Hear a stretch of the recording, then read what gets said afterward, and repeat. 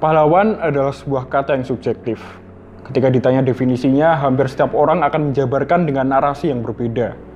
Namun, menurut Kamus Besar Bahasa Indonesia, pahlawan adalah orang yang menonjol karena keberanian dan pengorbanannya dalam membela kebenaran. Jika kita kontekstualisasikan di masa kini, definisi tersebut tentu masih mengandung banyak arti. Akan tetapi, hal itu berbeda jika kita sambungkan ke masa pra-kemerdekaan Indonesia. Hampir semua orang di negeri ini sepakat bahwa pahlawan adalah mereka yang berjuang untuk merdeka. Banyak jalur untuk meraih kemerdekaan, tak terkecuali dari sepak bola. Pada Football History episode kali ini, aku, Reno Vandelika, bakal ceritain kisah seorang pahlawan yang berjuang menjemput kemerdekaan melalui jalannya sendiri, sepak bola. Tanpa angkat senjata dan berlarian menghindari ranjau, IR Soeratin Susrosugondo layak disebut sebagai pejuang kemerdekaan lewat gagasan dan pergerakannya. Pria yang lahir di Yogyakarta 17 Desember 1898 tersebut merupakan ketua pertama sekaligus pendiri dari PSSI.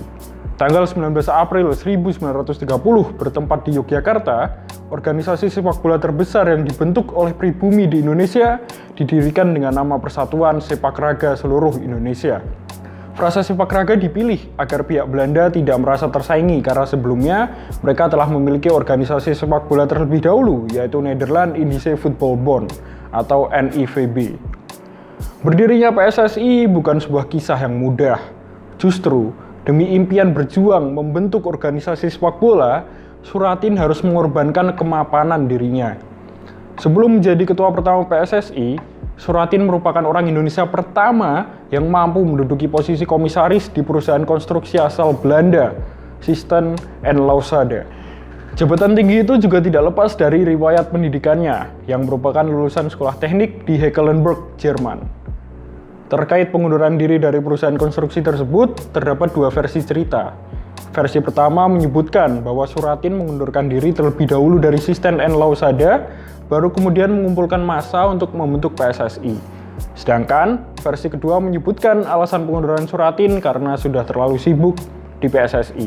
Dari dua versi tersebut, semuanya sepakat bahwa Soeratin memiliki visi terkait kebebasan dan persatuan lewat sepak bola. Ia yakin bahwa olahraga paling populer di dunia itu mampu menyemai nasionalisme dan mempersatukan warga Indonesia sebagai sebuah bentuk lain untuk menentang Belanda. Oleh karena itu, Soeratin mulai bertemu tokoh-tokoh sepak bola demi impiannya ini. Awalnya, Soeratin harus mengadakan setiap pertemuan secara diam-diam. Pada masa itu, segala macam perkumpulan yang dilakukan oleh pribumi akan dianggap sebagai gerakan yang mengancam. Maka, Soeratin harus menghindari gerakan mereka terdeteksi oleh polisi Belanda. Termasuk pertemuannya dengan beberapa tokoh di hotel bernama Binnenhof yang terletak di Jalan Keramat nomor 17 Jakarta. Melalui pertemuan tersebut, gagasan untuk mendirikan organisasi sepak bola nasional Indonesia mulai muncul. Setelahnya, Soeratin mematangkan gagasan tersebut dengan mengadakan pertemuan bersama tokoh-tokoh sepak bola lokal di Solo, Bandung, dan Yogyakarta.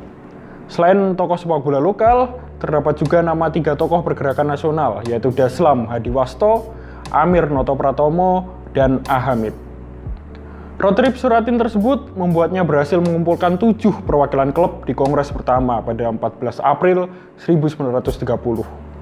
7 klub tersebut adalah Football Indonesia C Jakarta atau VIJ, Bandung C Indonesia Voetbalbond atau BIVB, Persatuan Sepak Raga Mataram Yogyakarta, Fortenland C Indonesia Voetbalbond yang berasal dari Solo, Madiun C Voetbalbond atau MVB, Indonesia C Voetbalbond Magelang atau IVBM, dan Surabaya C Indonesia Voetbalbond atau SIVB. Tim-tim tersebut dalam perkembangannya kemudian berganti nama menjadi Persija, Persib, PSIM, Persis, PSM Madiun, PPSM Magelang, dan Persebaya. Kongres pertama tersebut menandai berdirinya PSSI dengan IR Soeratin ditunjuk menjadi ketua pertama. Setahun setelah mendirikan PSSI, ia dan jajaran pengurusnya mulai membentuk turnamen-turnamen sepak bola yang mempertemukan klub-klub lokal Indonesia. 10 tahun mengabdi untuk Indonesia melalui PSSI, Soeratin memutuskan pindah ke Bandung. Posisi ketua umum kemudian dipegang oleh Artono Martosuwikyo.